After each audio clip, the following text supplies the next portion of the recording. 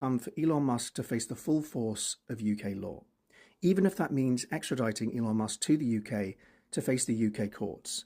You want to extradite Elon Musk to the UK and put him in jail for having an interview with Donald Trump? You don't think that that's crazy?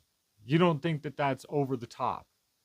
You don't think that people should have the right to just have interviews and hear other ideas? You don't think that people should be free enough to just even express different thoughts and say different things than what you believe to be the truth? Because if we haven't seen in the last few years, the media isn't so much the people we should trust when it comes to the actual truth. The sharing of biased and false news has become all too common on social media. More alarming, some media simply aren't true without checking facts first. Unfortunately, some members of the media use their platforms to push their own personal bias and agenda to control exactly what people think. And this is extremely dangerous to our democracy. This is extremely dangerous to our democracy. This is extremely dangerous to our democracy. This is extremely dangerous to our democracy. They're willing to say whatever they're told to say by, I don't know, the powers that be, the people who run the show. Look at the ring of sweets, okay? There is a game of money. When people talk about uniparty, we are strangled by the money reality in our politics. Those sweets start at 500 grand. You think there's like a teacher group up in there? Those boxes are filled with the same people that they say they're going to regulate. And may I remind Elon Musk that punishment for inciting division, riots and hatred in our country comes with a prison sentence of up to 7 years. And Lord Keir Starmer is an accomplished lawyer and prosecutor who will not stand by and allow foreign agitators like yourself, whether you're the richest man in the world or not, to bring our country to its knees in this way. I genuinely can't understand how you're saying that your country's been brought to its knees because of an interview with Donald Trump. I mean, it's so unbelievably strange to me that you act I think in some ways, the way you act, it seems like a parody. It seems like you're actually joking because you're acting so weak. You're acting so afraid of ideas that you don't agree with. You're a whiner. You're such a whiner, just whining about an interview and claiming that your country has been brought to its knees. This is insane to me that you're that scared of a human being. It's like you're scared to be alive. Like that's how afraid you are. And so the whole world needs to be, cushioned for you. That's what it looks like to me. Now, I speak as a journalist myself, and what I care about is the truth. But the time has come to shut down X and end the spread of misinformation once and for all.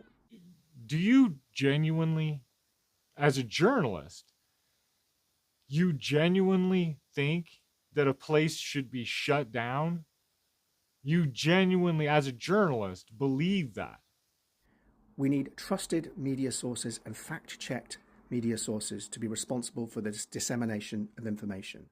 So when you say trusted media sources, you mean people like CNN, the most trusted name in news, right? Like you think that that's like a trusted media source, one who completely lied about the ivermectin deal with Joe Rogan. And he was 100% right about this thing through the entire time. No. Let me get this point out here. Tell me what he was right about. Okay, how about, you know what you just revealed last month on Pat's show about ivermectin? Yeah. Joe Rogan was saying that, and you were smearing him for saying that. Yeah. You literally said he's taking horse dewormer. Yes. He should be ashamed of himself. You pleaded with your audience to not take it. Yes. Then you come back around and you go, hey, Pat, you know what I just found out? Turns out this thing isn't for animals. Drugs for animals and horse. And people telling them to. What person? You talk about cancel culture and who to shame. Ivermectin, a dewormer, really? The media just says stuff and then doesn't remember that they said the stuff. and then just like want to move on. Like, well, that's all good. No big deal. And yet we're supposed to believe what you guys are saying because we're the misinformers, but yet you don't even really know what you're saying or what you're believing. This is extremely dangerous to our democracy. This is extremely dangerous to our democracy. This is extremely dangerous to our democracy. I don't understand how you can say all the things that you're saying and believe it. Not a tech bro bigot in Texas who is wasting money on rockets while the world goes hungry. Elon Musk, you are on borrowed time. So we hear this word bigot thrown around all the time. Bigot, bigot, bigot. We just hear it thrown. People just say it all the time. Bigot. And it's just like a handful of other words that get used to silence people, to get you to stop talking. You know, I know other people could think of other words right now, but bigot, you know, we'll just say someone's a bigot, and because I said it, now they're going to stop talking.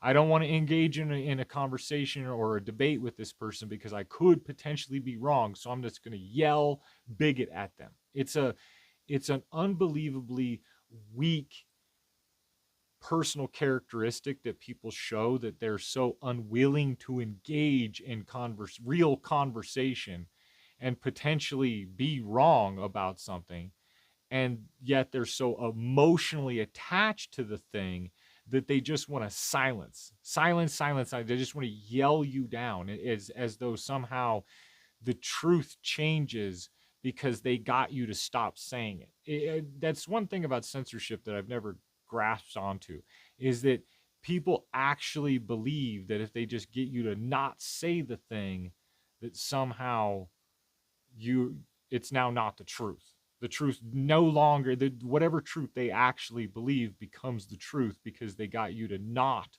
say the actual truth.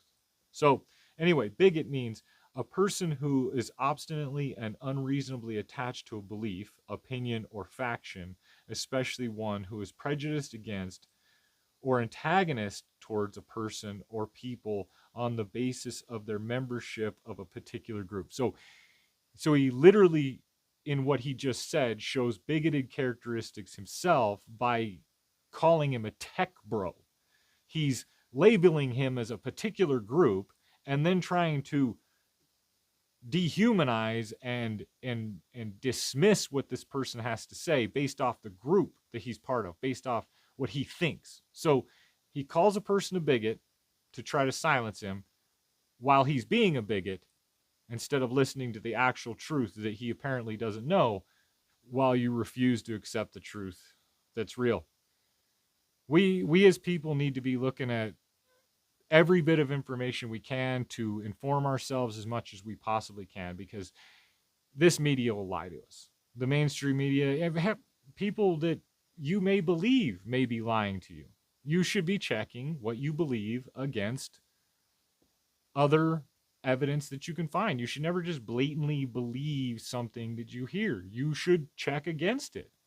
I know that sometimes we don't necessarily have the time to do that, but that's what we should do, because if not, then who knows how many people this guy will influence and completely ruin their brains and have thinking this irrational way that this man thinks, and we're supposed to trust him. If anything, the media has proven to us in the last few years that they are the last person that we should trust. They're just the last person that we should trust. And along with our politicians, we should be double checking all this stuff. So thanks for watching. I've got other platforms that I'm on. Check them out.